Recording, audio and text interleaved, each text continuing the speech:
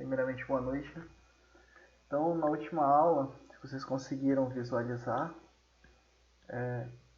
nós paramos na parte em que nós falamos justamente sobre os sockets. Os sockets eles vão fornecer justamente uma interface entre o processo da aplicação e o protocolo da camada de transporte. Tá? Então, eu tenho lá, lembra lá que nós fizemos aquele trabalho sobre as portas. Então, muitas de vocês me perguntaram justamente se eram só as portas TCP ou UDP ou se eram as duas. Tá?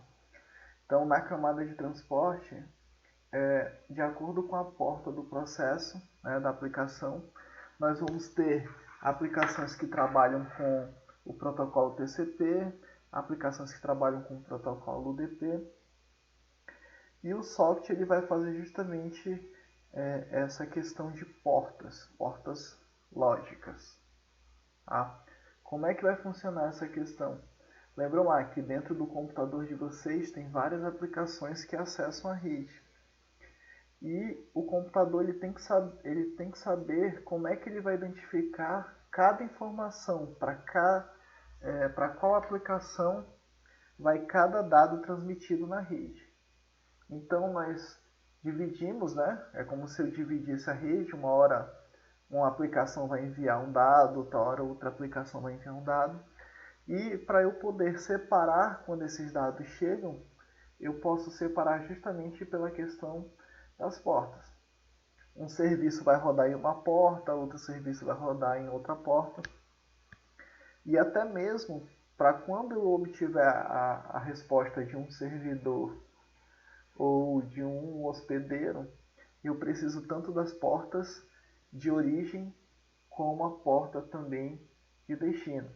Então, quando eu envio um dado para um servidor, por exemplo, HTTP, eu tenho uma porta de origem, geralmente essa porta é aleatória, e a porta de destino ela vai ter justamente como a porta padrão, em tese, daquele serviço.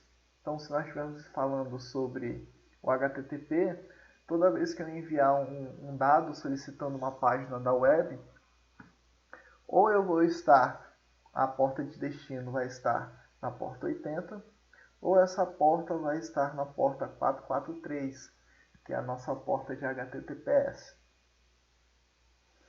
Então, as portas, né, o socket, ele vai ser justamente esse meio de campo entre as aplicações e a camada de transporte. E ele vai sempre fazer o uso de portas. Ao longo do curso, vocês provavelmente verão uma disciplina, se não me engano agora é optativa, que é justamente programação em ambiente de redes. E toda a programação para ambiente de redes, ela envolve sockets. Então, os serviços da camada de transporte para as aplicações vai ser uma transferência confiável de dados, né? Nem sempre, mas nós temos. Tá? A vazão, a camada de transporte ela vai ter justamente a função de controlar o fluxo de dados na rede. Temporização, ou seja, eu posso ter aplicações sensíveis ao tempo, aplicações que tenham um tempo de resposta, geralmente aplicações de videochamada, de voz, geralmente tem uma temporização menor.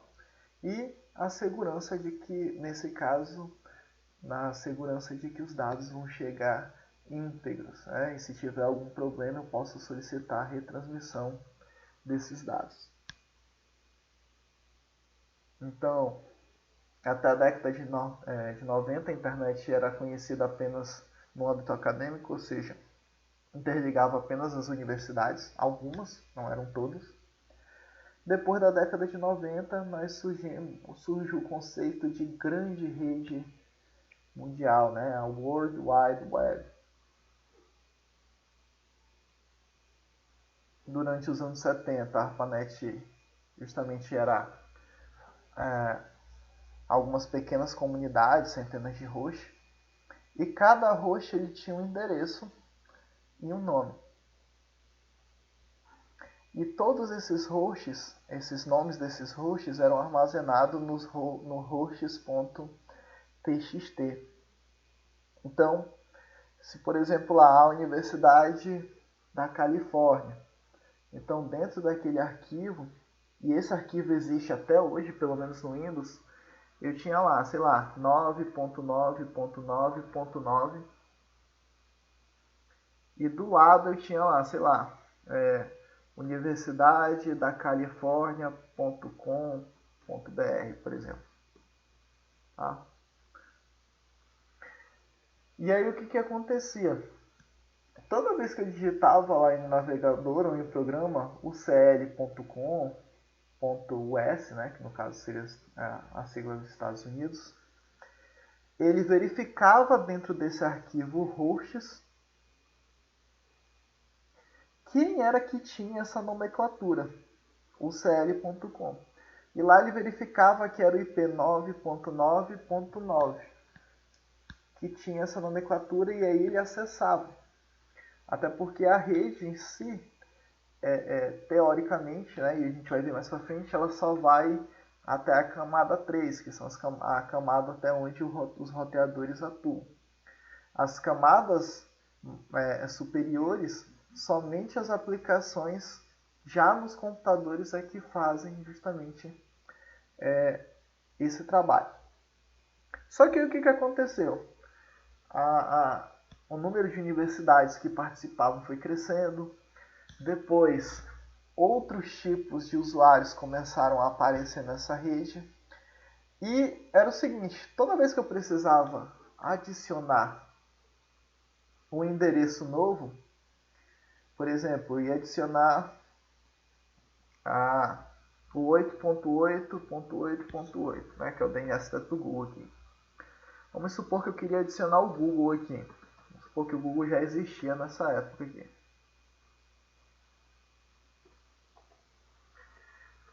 Tá? Eu tinha que salvar dentro desse arquivo o endereço e o nome pelo qual ele respondia. Só que eu não tinha que fazer isso em apenas um computador. Eu tinha que fazer essa alteração em todos os computadores da rede. Então imagina, na década de 70 você já tinha algumas centenas. Imagina ter que fazer esse trabalho manual. Então eu tinha que ligar para o técnico de cada universidade e dizer, olha, tem um computador novo na rede, tá? Esse computador ele tem um endereço tal e ele responde pelo nome tal. E cada técnico ia alterando. Só que essa rede, principalmente depois disso, ela começou a crescer. Começou aí de centenas para milhares e se tornava uma prática, como é que eu posso dizer, impossível de se realizar. Até porque computadores começavam a surgir. Então aqui, depois da década de 70, nós temos ali algumas empresas de computação surgindo, como a Apple, que trouxeram a questão do computador para um ambiente mais pessoal. Então, pessoas, né, apesar de não serem pessoas comuns e sim que possuíam dinheiro, poderiam justamente ter acesso a esses computadores. Então, o número de computadores ele começava a crescer exponencialmente. E mexer nesse arquivo aqui, hosts, né, .txt, começou a se transformar em uma tarefa impossível. Então, se necessitava de alguma coisa que pudesse resolver esse problema. Esse arquivo, inclusive, tanto quem usa Linux, Windows, ele é possível visualizar, tá? No Windows, dentro da pasta Windows, você abre a pasta System32, aí se eu não me engano tem a pasta Driver, aí tem lá a pasta etc. Dentro da pasta etc você já encontra esse arquivo host.txt. Na década de 90, anos 2000, como a questão dos crackers começaram a surgir, era muito comum alguns vírus de computador pegos na internet alterarem esse arquivo. E colocarem lá um outro endereço, por exemplo, o site da Caixa, do Banco do Brasil, como eu já havia dito em sala de aula. Então vocês podem fazer isso. Por exemplo, deem um ping para o Google, vejam o IP do Google e coloquem como se fosse a página da UOL, uol.com dentro desse arquivo e salvem. Toda vez que vocês tentarem acessar a página da UOL, digitando lá o endereço, ele vai se redirecionar para a página do Google. Tá? Hoje em dia eu acho que esse arquivo ficou um pouco mais esquecido, que até porque depois do surgimento da HTTPS, as páginas agora requerem uma certa autenticação. Por exemplo, o Chrome mesmo, ele já diz que o site é inseguro, que aquele certificado é inválido e tudo mais. Então, os ataques, por meio disso, acabaram parando por conta dessa questão.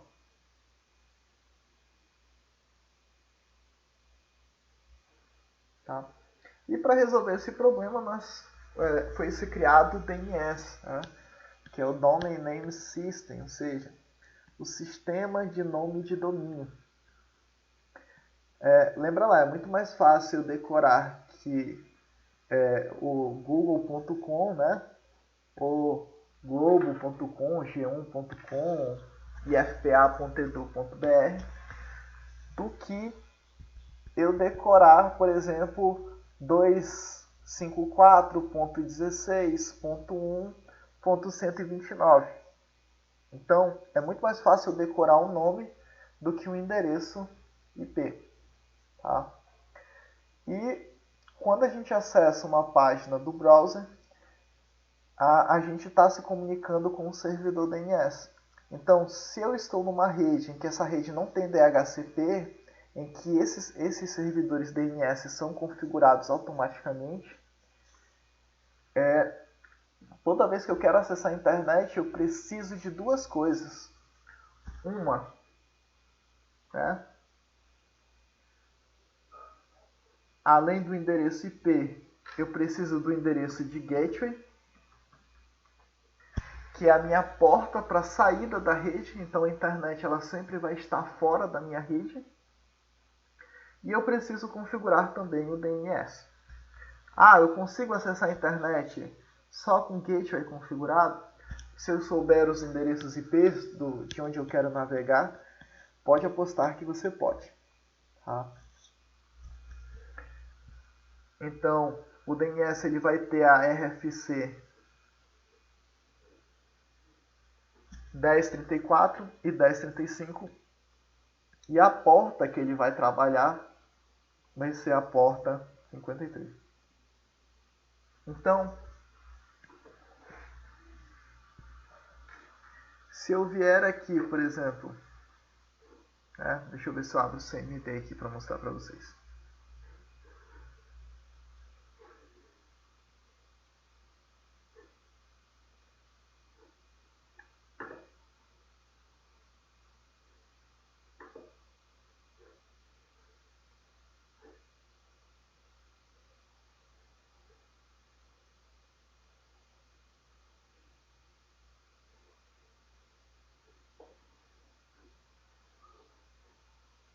Tá? Compartilhar aqui, tá? Se eu vier com um ping, por exemplo, uol.com,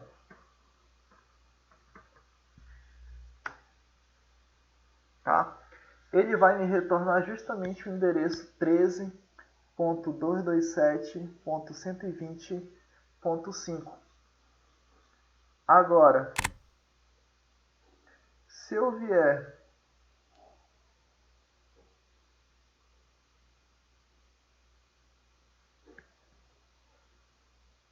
aqui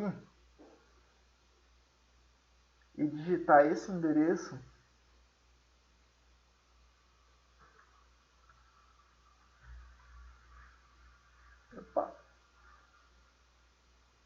alguma coisa deu errado.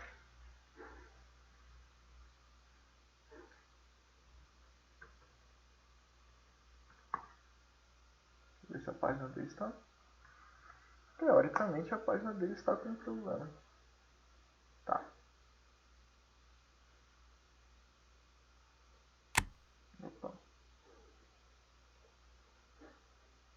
Vamos tentar aqui o do Google.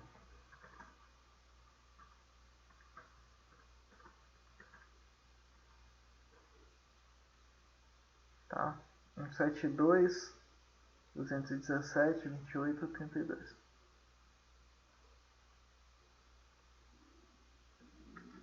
Tá, vou copiar.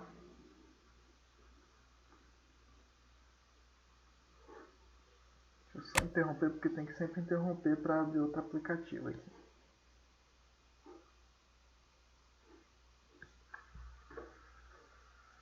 Tá. Então, no momento em que eu colo aqui o endereço, olha só a página que ele abre. A página do Google, tá? Ele até resolve o nome contrário. O DNS ele tem essa característica dele ir justamente tanto a questão de nome para IP quanto de IP para nome. Eu só não vou tirar o DNS aqui do configuramento, da configuração, porque se eu tirar é capaz da página aqui do mconf talvez possa cair na hora que eu aplicar as configurações, tá? Mas vocês podem no computador de vocês deixar o DNS de vocês em branco e tentar utilizar somente o endereço IP que vai funcionar. Outra forma também da gente trabalhar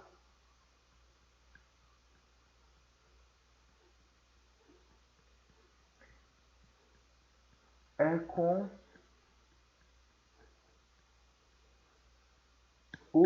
uma ferramenta chamada NSLookup, tá? Então, essa ferramenta ela vai funcionar tanto no Windows quanto no Linux. NSLookup.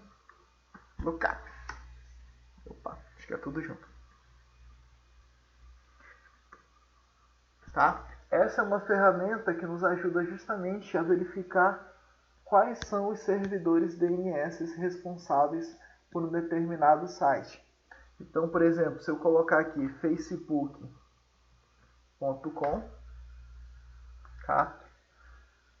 Ele vai justamente tentar verificar quais são os servidores DNS que respondem por esse aqui, tá? Deixa eu ver aqui, facebook.com type igual a mx. Tá dando timeout. Tá, bora lá. ifta.edu.br.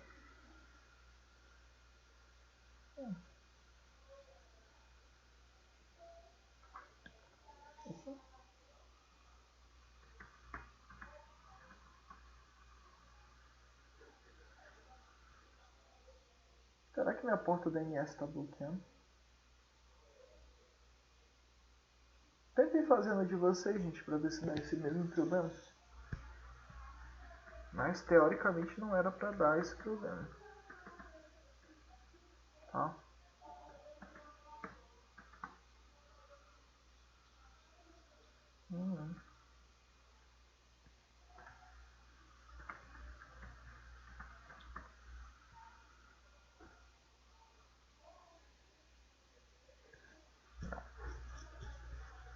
Deixa eu verificar aqui.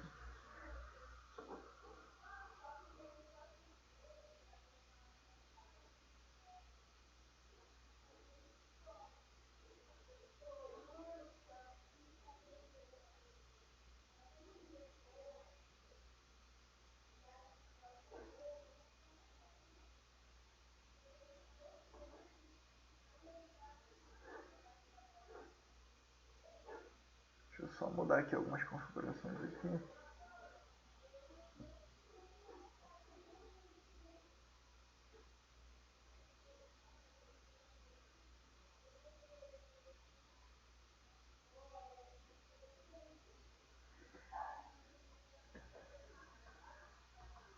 eu trocar para um outro servidor. Tá?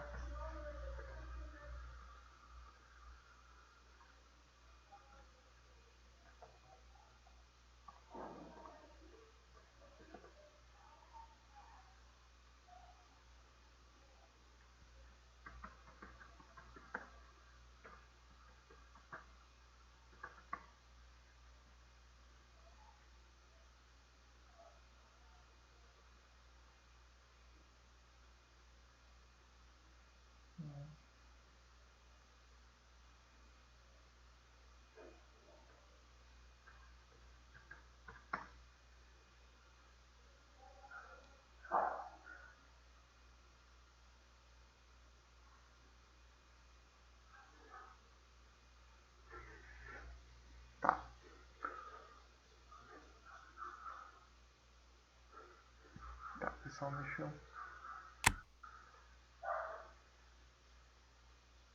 Pois é, eu não sei o que está acontecendo aqui em casa que não... Ele te mostrou, né, os servidores DNS, né, Petanha?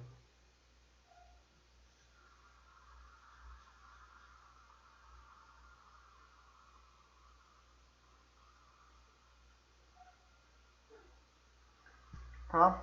Uma outra forma da gente fazer isso também é através do Ruiz, que é uma plataforma, tá? Que eu vou ter a plataforma geral aqui e a plataforma do registro BR, que é quem é responsável. Então, por exemplo, ifpa.edu.br, se eu entrar nessa página aqui do Ruiz e pesquisar, ó, ele vai trazer várias informações aqui, ó. Uma delas é justamente o contato do titular. Quem é que responde por esse domínio, tá? Esse cara aqui, tá? Ó, tem o Anderson e o Francisco. Provavelmente são eles que estão coordenando o DTIC lá na reitoria, tá? Então qualquer problema é justamente com eles, tá? E aqui, ó, são os servidores DNS que respondem, tá, pelo Instituto Federal. Então toda vez que você pesquisa lá ifpa.edu.br, o seu servidor DNS, ele não tem simplesmente armazenado o número do IFPA. Ele vai fazer uma busca recursiva até achar o servidor que tem o registro do IFPA, e esse servidor é que vai te responder. Tá, ok, Betém. Pensei que o serviço já tinha parado de funcionar. Tá? Então agora o hospedeiro ele vai ter um apelido, que é o nome que ele vai utilizar. O serviço de correio também vai ter. Então o apelido do servidor de correio ele vai funcionar depois do arroba. Então @gmail.com, né? Então o que vier depois do arroba é o apelido do servidor de e-mail. Distribuição de carga, então lembra lá que eu tinha que atualizar um arquivo só, ele tinha que ter a informação de todos os computadores. Então agora eu não tenho um servidor de DNS que tem informação de todos os endereços, eu tenho vários servidores DNS e cada servidor DNS vai ter uma quantidade. Então eu distribuo essa carga, não deixo tudo para a costa de um único computador, de um único sistema. Tá? E ele vai funcionar com datagramas IPs. Aqui nós temos justamente o cabeçalho do DNS. Então aqui eu tenho algumas flags de identificação, números de perguntas, ou seja, eu pergunto, eu quero saber só um site, eu quero saber o endereço de vários sites, tá?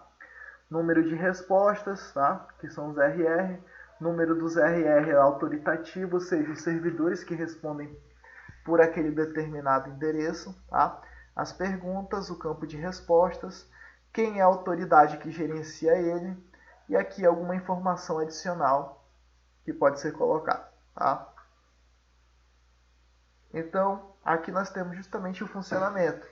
Eu quero saber quem é o turnovpn.org. Então, eu não vou simplesmente acessar ele porque eu não sei quem esse cara é. Eu vou perguntar para o meu servidor DNS, ele vai verificar quem é esse cara aqui, esse servidor, turnovpn.org, no caso aqui, e aí ele vai me retornar o endereço IP desse cara. Tá? E aí com o endereço IP é que eu vou enviar uma solicitação para esse servidor e então obter uma resposta. E aqui é justamente que nós chamamos de root hints, tá? Que são os servidores raiz. Root hints. Cada servidor desse vai ser responsável justamente Pode esperar, Esther. Mas cada servidor desse ele vai ser responsável por uma parte da internet e ele vai delegar justamente essas consultas a outra parte também, tá? Então, se eu quero encontrar o endereço ifpa.edu.br, é como se no final do BR eu tivesse um ponto. E aí, o meu servidor DNS, ele não conhece quem é o ifpa.edu.br. Depois que ele conhecer, ele pode até armazenar dentro dele para ter essa informação previamente salva. Então, ele vai procurar lá. Assim que eu digito ifpa.edu.br, é como se ele acrescentasse um ponto lá na frente e mandasse para o servidor DNS. O servidor DNS que está configurado, o que ele vai fazer? Ele vai sair, olha, eu não sei quem é o ifpa.edu.br, mas eu sei quem é que responde por esse ponto no final. E aí ele vai buscar esse cara aqui.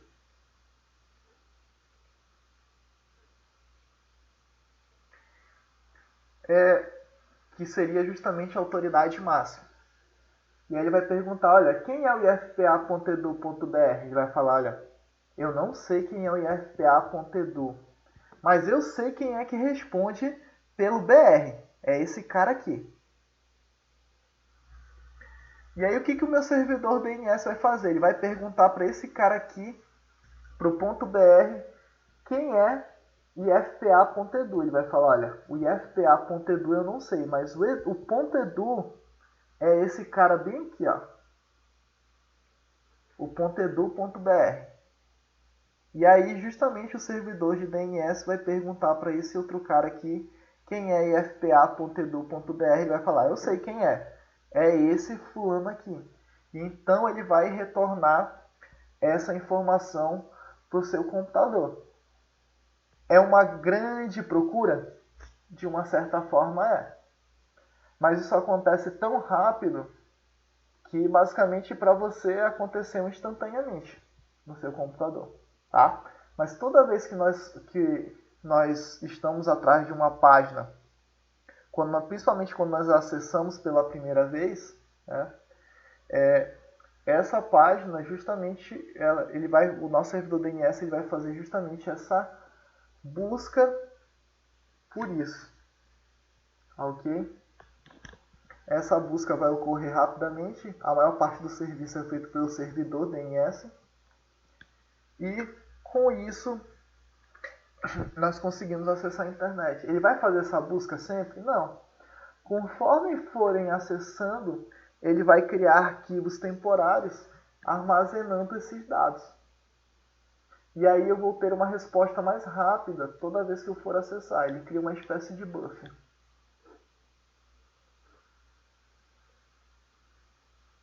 Tranquilo até aqui, gente?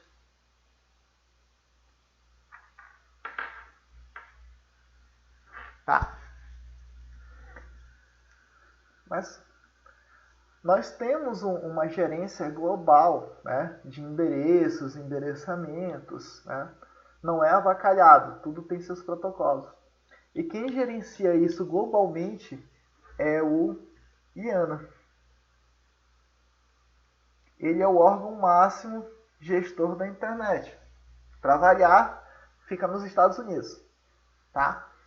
Só que esse IANA ele não pode tomar conta da internet no mundo todo. É um trabalho gigantesco. E aí o que ele faz? Ele delega funções a outros órgãos.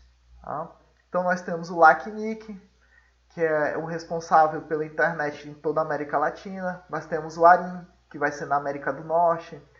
O RIPCC, que vai pegar a Euroásia e o Oriente Médio. O AFRINIC é a África e o APNIC é a Ásia e o Pacífico. Tá?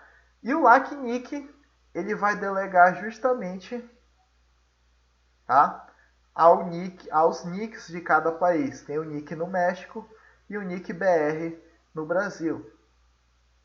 Assim como o Arin vai fazer o RIP, o Afinic e o Apnic. Tá? É um delegando função para o outro. Então, toda vez que eu quero fazer alguma coisa na internet, que eu preciso de autorização, que eu preciso de endereço IP, toda vez que eu preciso de alguma coisa relacionada à internet, o órgão competente a que eu vou recorrer é o NIC-BR. Tá? E o NIC-BR ele também tem toda uma subdivisão. Ele tem uma subdivisão para tecnologias web, troca de tráfego, uma parte só para domínio. Então, por exemplo, eu quero criar, sei lá, a página andrei.com.br. Então, eu vou ter que solicitar, através de alguns meios, ao registro BR que ele me ceda justamente um domínio. E se eu não tiver um endereço para que esse domínio seja atrelado, eu também vou precisar solicitar ao NIC-BR um endereço IP para poder utilizar na internet.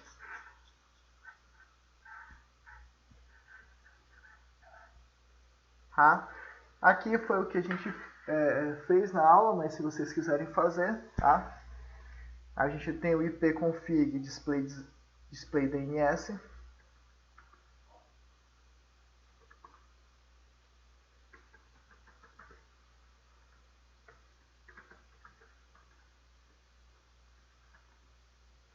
Que ele vai mostrar dentro do teu computador quais são os sites, os domínios que ele tem salvo, tá? E quem é que responde por esse domínio, tá? Se vocês quiserem fazer em casa, tranquilo, tá? Isso aqui no caso é no Windows, tá? No Linux teria que ser outro comando. E aí depois do DNS nós temos justamente o HTTP, que vai ser um protocolo de transferência de hipertexto. É o protocolo em que nós usamos o navegador para acessar uma determinada página. A RFC dele vai ser a 1945 e a 2616, que vão justamente mostrar os parâmetros desse protocolo. Ele é baseado na arquitetura cliente-servidor. Tá? Não existe HTTP por P2P. Na verdade até existe, mas não é bem HTTP, né? Que é o que a gente usa na Deep Web. Tá? Mas basicamente é sempre cliente-servidor. Uma página web ela é um documento em si e ela vai ser constituída de objetos. Então, aqui na página onde nós estamos acessando, essa imagem que vocês estão vendo do slide é um objeto, um símbolo lá em cima é um objeto. Tá? Cada parte de um site ela vai ser um objeto. Então, eu tenho justamente um objeto que pode ser apenas um único arquivo. Hoje em dia a programação web ela é composta de vários e vários arquivos, principalmente de imagens, tá? Com a criação do CSS. Então eu tenho vários objetos dentro.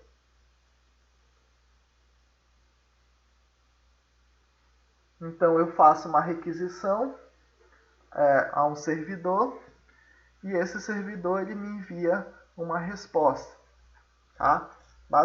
É o básico da arquitetura cliente-servidor. Solicito algo e obtenho uma resposta disso. Tá? E por ser um padrão, né, até mesmo as linguagens, não importa se você está rodando o Internet Explorer, ou um Chrome, ou um Mozilla, em teoria você deve conseguir acessar qualquer página independente do sistema operacional ou do navegador que vocês esteja utilizando. Tá? Então, eu tenho conexões persistentes e conexões não persistentes. As conexões persistentes, eu abro uma conexão com o servidor, solicito o arquivo e vou solicitando os arquivos, tá? Conforme eu precisar.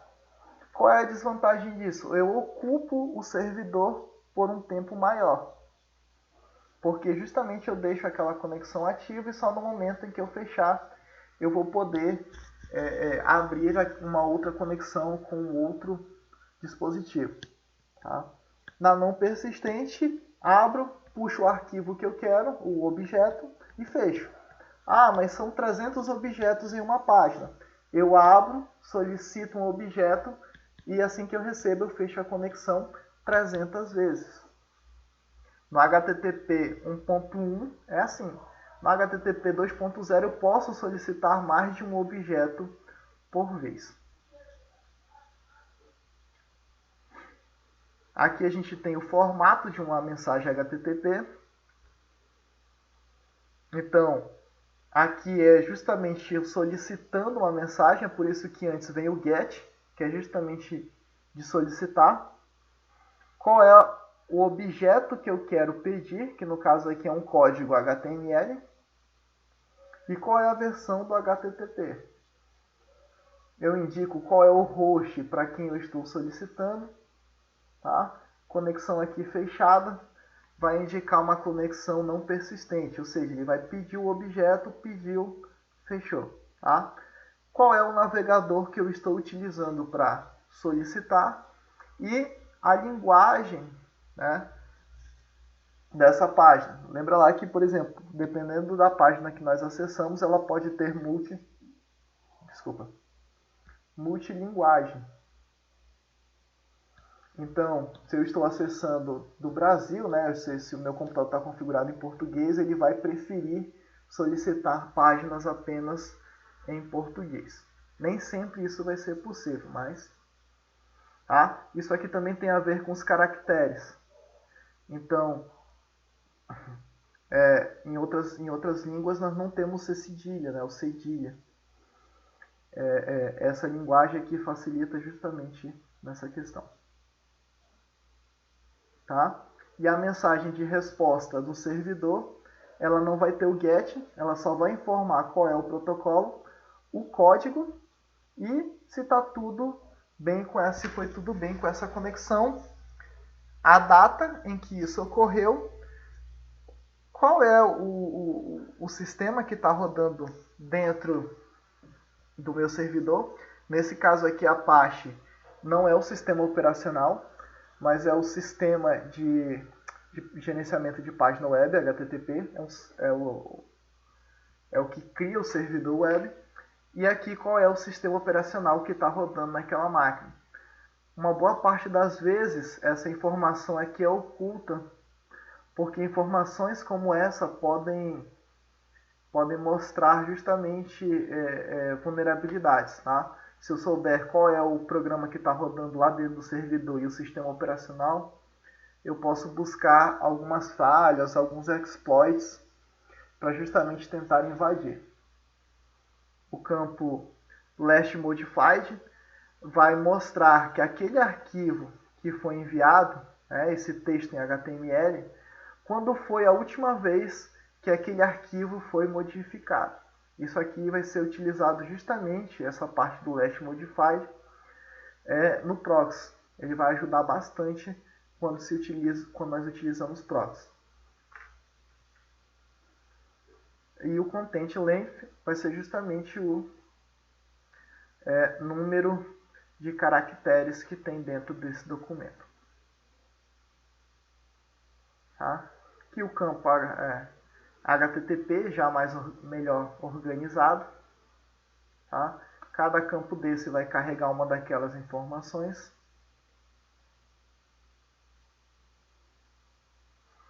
E aí justamente o 200 OK vai dizer que a requisição foi bem sucedida, ou seja, aquela página existe e o servidor conseguiu transmitir ela tranquilamente.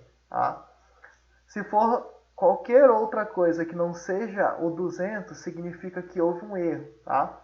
O 301 ele vai dizer que o objeto até existia, né, mas já foi removido. O 400, o bad request, o código genérico de erro. Tá? E o 404, que é o mais comum, é o not found, que vai dizer que aquele documento não existe. Tá? O 505 ele vai dizer que você está solicitando uma versão da HTTP que ele não suporta. Tá? O formato da resposta vai mudar basicamente só essa parte aqui superior, tá, pessoal? E aí nós temos justamente os cookies, né? Hoje acho que os cookies já estão sendo algo chato, né? Você entra em uma página, a página já te oferece logo para você aceitar justamente a questão dos cookies, tá? E os cookies, eles são, quando bem intencionados, eles podem justamente nos auxiliar, tá? A RFC dele vai ser a 6265 e eles permitem que os sites monitorem seus usuários, tá? Então tomem cuidado lá quando vocês estiverem acessando alguma página e clicar na opção sim se você quer justamente trabalhar com os cookies daquele site, tá? Geralmente os cookies eles deveriam ser mais usados em páginas que requerem login, tá? Facebook, páginas de compra. Tá? Então os cookies eles são armazenados tanto no computador quanto no servidor, tá? E aí justamente o servidor consegue identificar um usuário sem que o usuário tenha que ficar a todo tempo realizando o login. Então você pode abrir o Facebook e quando você clica lá em manter-me conectado, o que significa? Que ele vai conectar um cookie, vai criar um cookie no servidor e toda vez que vier um acesso desse computador, desse navegador, né, que também vai ter salvo o cookie, eu nem vou realizar o login já vai ser automático. Então os cookies eles vão ter essa serventia de manter e permitir que o servidor monitore os dados do usuário. Tá? Aqui nós temos a interação. E aí nós temos justamente na web, nós temos além dos cookies que armazenam informações, nós temos o cache. Tá? Algumas vezes, por exemplo, cai a internet e você ainda consegue olhar uma página até certo ponto. Tá? Por quê? Porque o seu navegador ele é capaz de fazer um cache, ou seja, você solicita uma informação, ele meio que prevê que você talvez possa precisar de uma informação a mais e salva todo aquele conteúdo temporariamente no seu computador. Tá? E aí nós vamos ter também o servidor proxy, que ele vai ser uma espécie de sistema que vai fazer com que a empresa ou a rede economize a internet. Hoje em dia já não é tão utilizado como era antigamente, até porque a internet evoluiu, né, as velocidades de conexões, e cada vez nós temos conexões tão rápidas que nem precisamos mais fazer cache desses dados. Tá? Então, o cliente ele faz a requisição para um servidor HTTP. No momento em que ele faz essa requisição, é como se ele passasse por uma espécie de filtro. Esse servidor proxy ele vai verificar se ele já não tem essa informação, porque se ele tiver essa informação e for uma informação mais recente, ele simplesmente deixa de ir até o servidor e retorna a resposta. Então imaginem que esses dois computadores queiram acessar a página, sei lá, cnn.com.br. Tá? Esse quer acessar a página da CNN e esse também. Só que esse aqui vai acessou, sei lá, por volta das 10 horas. E esse aqui fez essa requisição por volta das 10h05. Então o que ele vai fazer?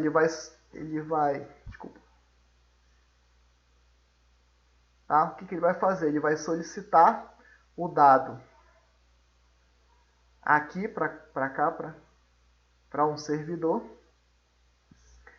E o servidor proxy, olha, eu não tenho nenhum dado a respeito dessa página aqui. Então o que ele vai fazer? Esse servidor proxy aqui vai solicitar a esse servidor os dados enviados para esse servidor. O que ele vai fazer? Ele vai retornar para o cliente e vai criar uma cópia para ele. Já quando esse outro cliente for acessar a página cnn.com.br, ele também vai passar pelo proxy. Só que o proxy vai dizer, eu tenho essa página aqui da internet. Só que peraí, eu vou só confirmar se a data e o horário que eu tenho desse arquivo bate com a data do servidor de origem. Então ele envia um simples HTTP para o servidor e aí vai perguntar, olha, cara, me manda aí esse arquivo aqui, qual foi a última data de modificação? Ah, o campo last modified está informando isso aqui, ó. Olha, são as mesmas datas? Se sim, ele simplesmente nem vai acessar mais esse servidor e já vai retornar com a resposta. Se a data for uma data mais recente, o que ele vai fazer? Ele vai solicitar de novo para o servidor aquele dado, enviar para o cliente e fazer uma cópia por cima desse arquivo. Tá? No caso aqui, CNN, né, uma página de notícias, é uma página que está constantemente sendo alterada. Então, dificilmente você vai ter um proxy tão eficiente. Mas imaginem que, por exemplo, seja um site do governo, em que você tenha, que dificilmente é alterado, né? Um site que contém alguns documentos já... Então, você economiza de todo mundo estar acessando a internet buscando um mesmo objeto, um mesmo arquivo. E aí você tendo essa cópia dentro do servidor proxy, você tem uma economia de banda dentro da sua rede. Tranquilo?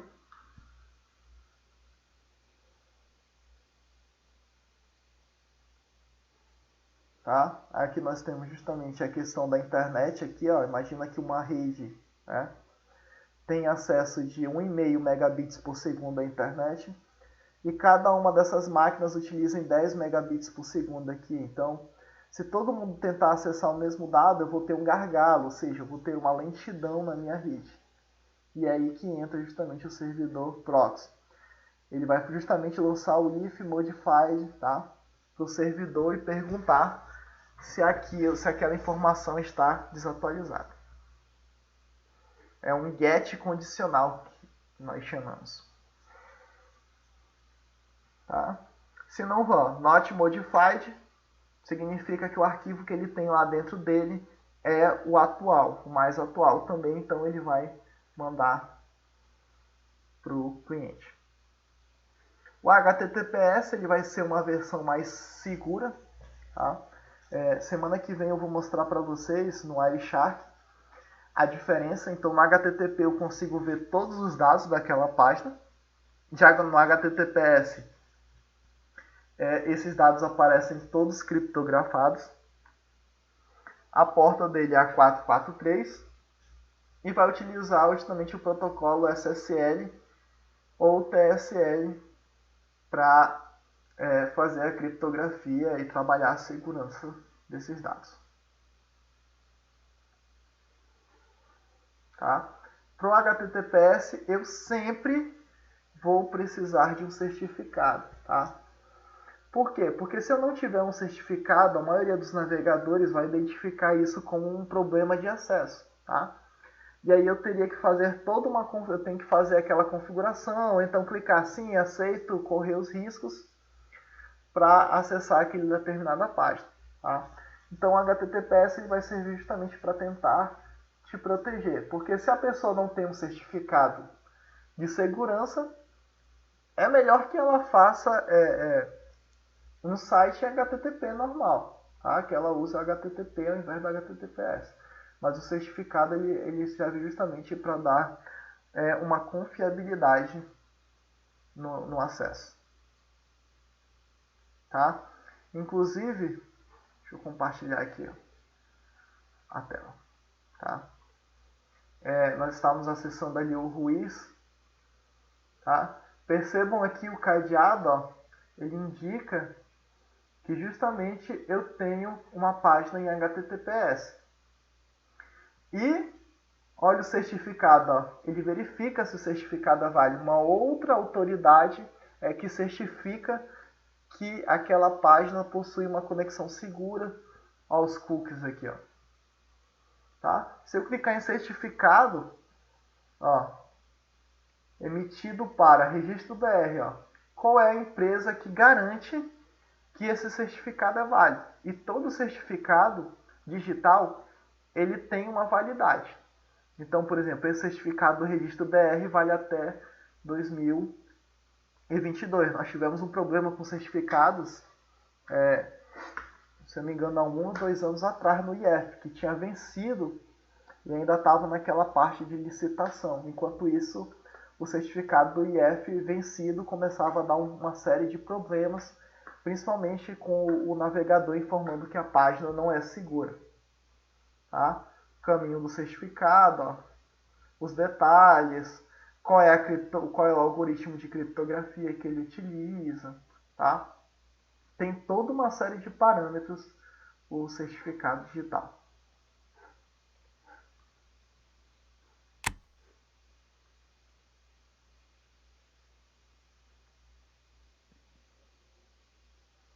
Tá? E aí nós chegamos a ver também o FTP, que é o mais comum, né? Já que nós fazemos downloads quase que o tempo inteiro no computador. Então ele vai utilizar duas conexões paralelas TCP, inclusive ele é um dos protocolos que vai utilizar duas portas, tá? Uma utilizada para enviar informações de controle e a outra para enviar os dados propriamente dito. Esse aqui é um dos protocolos mais antigos da internet. Ó. Percebam que a RFC dele é 959. Então, junto ali com o DNS, é um dos primeiros protocolos desenvolvidos para a internet. Tá? O usuário ele faz uma solicitação com a interface com o usuário aqui. Eu tenho um cliente FTP. E aí eu faço justamente uma solicitação com o servidor. Eu tenho a porta de controle, que é a porta 21, desculpa. E a porta em que eu vou transmitir os dados vai ser a porta 20. Então, a 21 eu envio os comandos, tá? Eu sincronizo com o servidor. E a porta 20 eu recebo esses dados. Por justamente essa porta de controle aqui, que nós temos a capacidade de continuar um download, mesmo que a nossa conexão caia, tá? O servidor salva, então o cliente, geralmente é o cliente que salva o estado da conexão e depois ele só retorna para o servidor e daí continua o download ao invés de ter que reiniciá-lo. Tá? São comandos simples, né? Por ser um protocolo antigo. Ele vai ter uns comandos ASCII2. Nós até fizemos alguma coisa no laboratório, né? O user, o pass, o list, são comandos bem simples, tá? Você já tem o material. Bora tentar avançar aqui, tá? As mensagens de erro semelhante ao HTTP.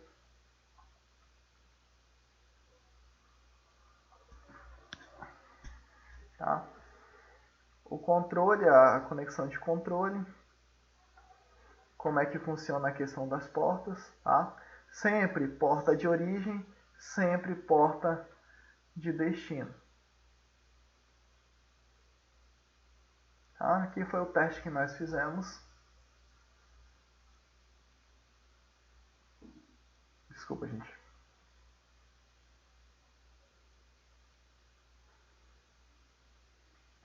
Tá? Listar os arquivos lá dentro do servidor. Nós fizemos até lá no FTP da Unicamp.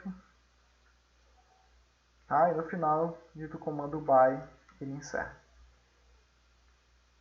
Nós vimos também a questão do correio eletrônico, tá?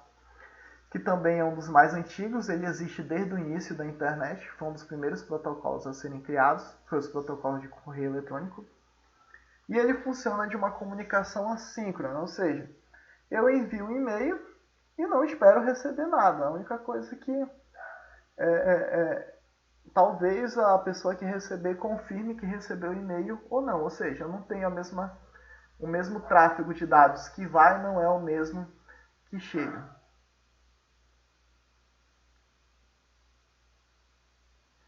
tá? O SMTP, ele é um protocolo que funciona apenas entre servidores de e-mail, tá? Os protocolos que vão rodar no usuário são outros protocolos, que é o POP3 e o IMAP, tá? Então, toda vez que falarem protocolos entre o servidor, vai ser o SMTP. Do cliente pode ser o POP3 ou o IMAP. Geralmente o POP3. Tá? O SMTP ele vai ter RFC 5321 e vai trabalhar na porta 25. Ele vai ter que utilizar um serviço confiável. A gente vai ver lá na camada de transporte o porquê dele ter que usar o TCP. Tá? Então, a hélice quer enviar uma mensagem para o Bob. Tá? A hélice vai utilizar um agente de usuário com um protocolo próprio e vai enviar para o servidor de e-mail. O SMTP é ele que vai pegar lá da caixa do servidor de e-mail da hélice e enviar para o servidor de e-mail do Bob. Tá? Se for o mesmo servidor, ele nem vai utilizar o SMTP. Agora, se forem diferentes servidores, por exemplo, de um Gmail para Hotmail, aí vai se utilizar o SMTP.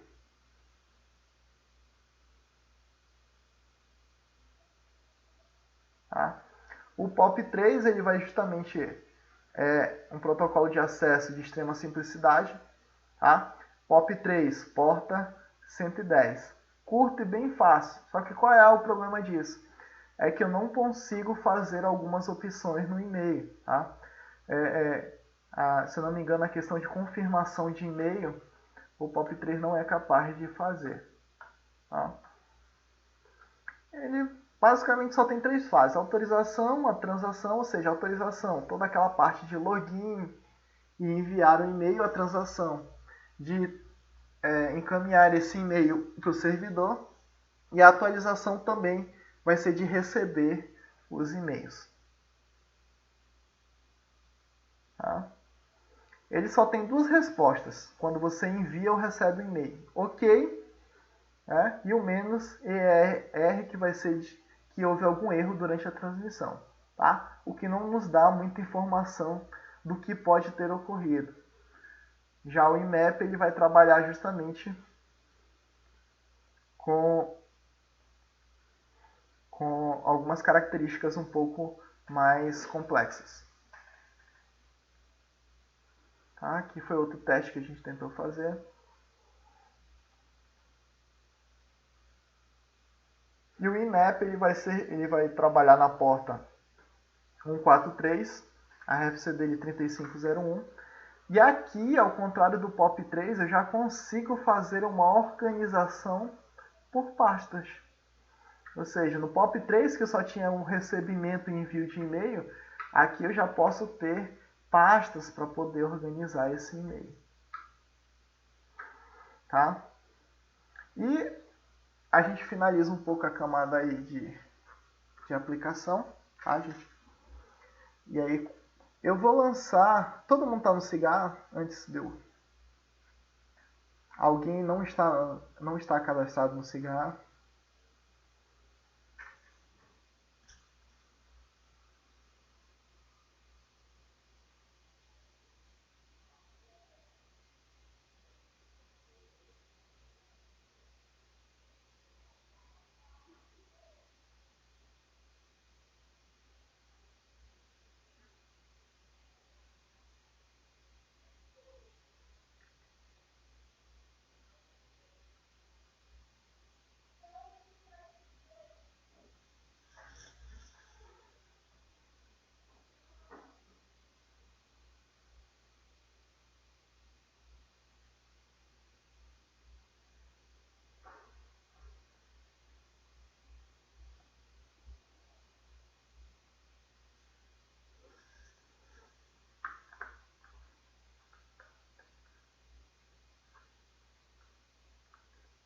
Tá.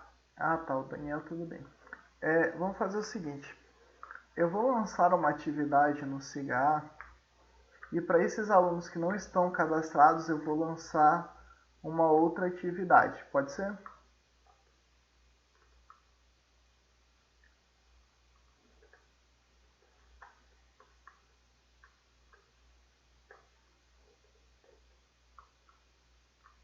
Ok. Tá? Então, assim, vai ser um questionário, mais ou menos 20 perguntas, tá? Vocês terão 1 hora para responder. E aí eu vou ver uma outra atividade para essas pessoas, eu vou passar para a Tânia, para o pessoal que não está no CIGA, tá? A gente para aqui na camada de transporte, que foi onde a gente parou antes das aulas serem suspensas. E aí, quarta-feira que vem, a gente já adianta a parte de transporte, ok?